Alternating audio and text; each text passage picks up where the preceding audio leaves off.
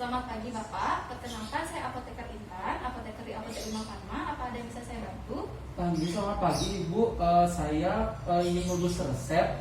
Kebetulan habis melakukan kontrol dari dokter nih ke Bu. Oh iya, bisa saya lihat resepnya?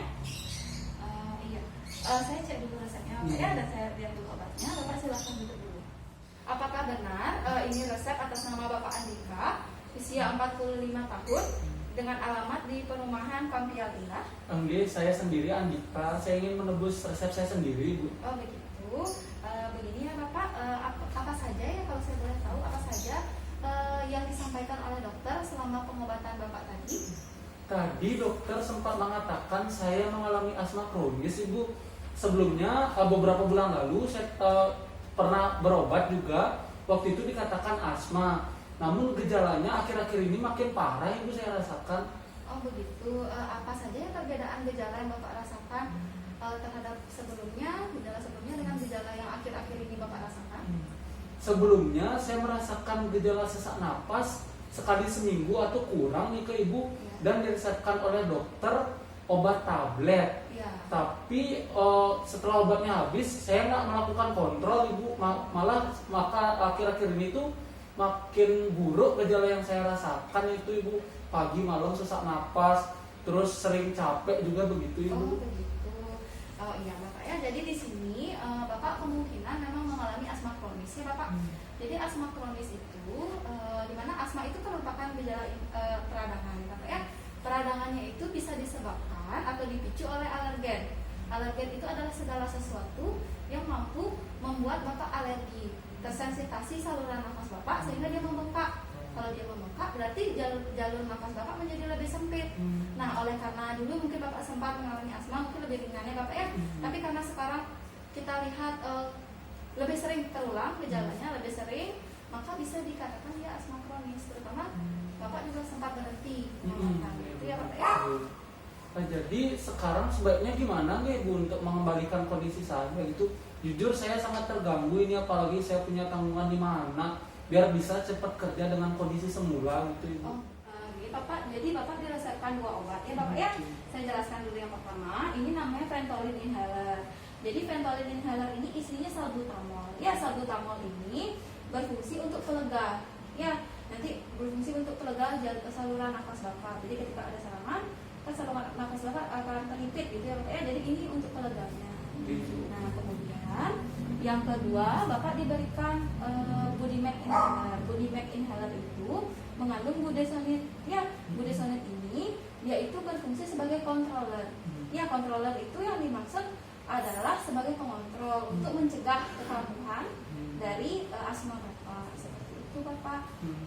Kalau saya boleh tahu, apakah Bapak sebelumnya sudah pernah menggunakan salah satu atau kedua inhaler ini?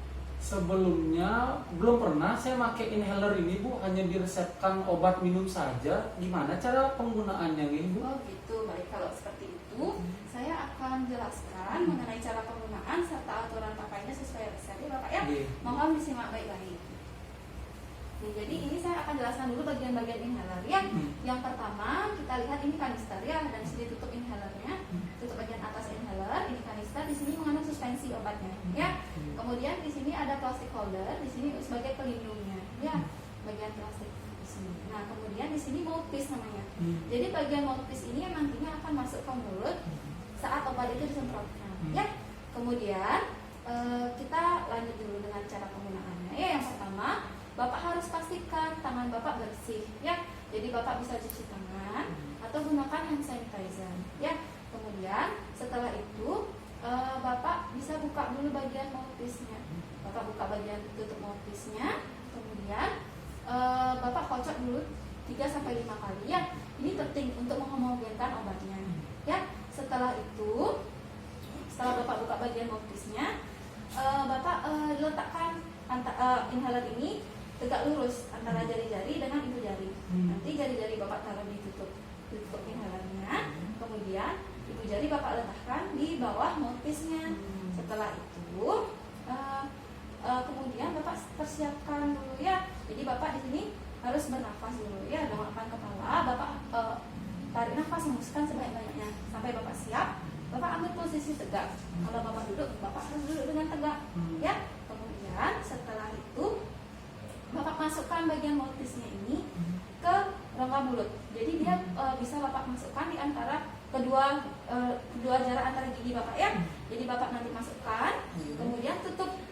dengan bibir yang mengelilingi mouthpiece-nya.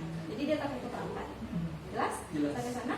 Kemudian nanti Bapak semprotkan untuk dosis 1 kali semprot. Ketika disemprotkan 1 kali, maka Bapak harus hirup sedalam-dalamnya dengan nafas yang paling dalam. Kemudian ditahan kira-kira 10 detik atau semampunya, tergantung itu dari nyamannya Bapak ya. Tapi minimal dia 4-5 detik untuk memastikan obatnya itu mampu masuk ke paru-paru. Ya, setelah itu Bapak hembuskan kembali nafas dari hidung. Ya. Nanti apabila di dosisnya itu digunakan lebih dari 1 kali semprotan, Bapak harus jeda dulu 30 detik untuk dosis selanjutnya. Setelah 30 detik, Bapak ulangi kembali dari langkah ketika Bapak harus mengocoknya, kemudian menyiapkan diri dan sebagainya. Ya, sampai langkah akhir tadi. Ya. Kemudian di sini diresepkan bahwa Ventolin inhalernya itu adalah digunakan 3 kali sehari. Setiap pakainya itu 2 semprot. Nah, nanti Bapak harus melakukan langkah seperti tadi dari awal sampai akhir, jeda 30 detik, kemudian Bapak ulangi lagi langkah dari yang pertama untuk dosis semprotan yang kedua. Ya, digunakan pagi, siang, dan sore. Kemudian untuk budesonide-nya di sini juga sama, langkahnya sama seperti tadi. Hanya saja di sini Bapak diresepkan penggunaannya 3 kali sehari, hanya 1 semprot. Jadi Bapak perlu melakukan langkah 1 sampai akhir, kemudian untuk 1 kali semprot. Sama juga pagi, siang, sore. Ya. Kemudian di sini karena Bapak menggunakan 2 inhaler ya Bapak ya. Jadi diusahakan Bapak gunakan dulu Ventolin inhalernya, jeda sekitar 15-30 menit, baru Bapak gunakan kembali budesonide. Seperti itu Bapak. Setelah Bapak selesai menggunakan inhalernya, Bapak tutup kembali mouthpiece-nya dengan penutup mouthpiece ya.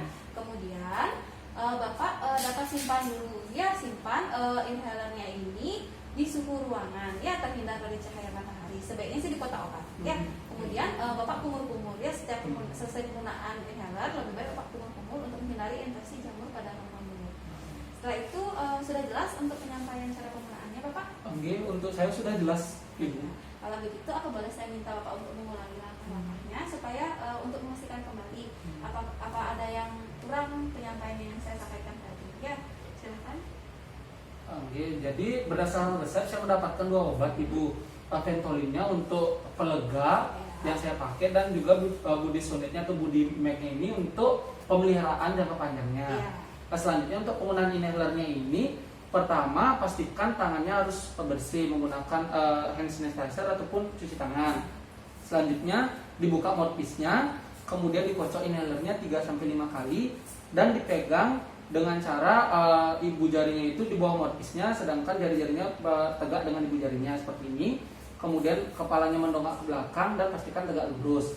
Kemudian masukkan mouthpiece-nya di antara bagian gigi, kemudian bibir menyelimuti dari mouthpiece-nya ini tertutup.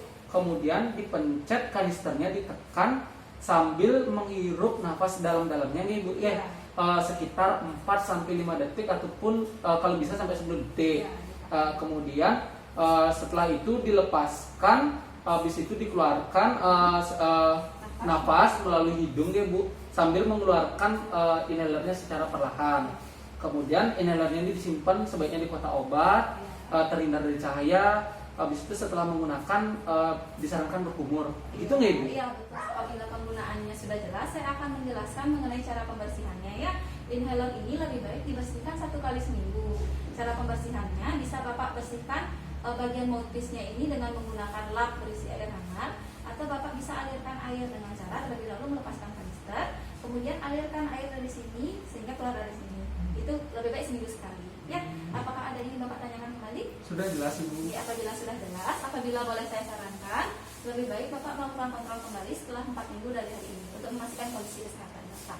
Dan saya doakan semoga Bapak cepat sembuh dan dapat beraktivitas kembali. Terima kasih.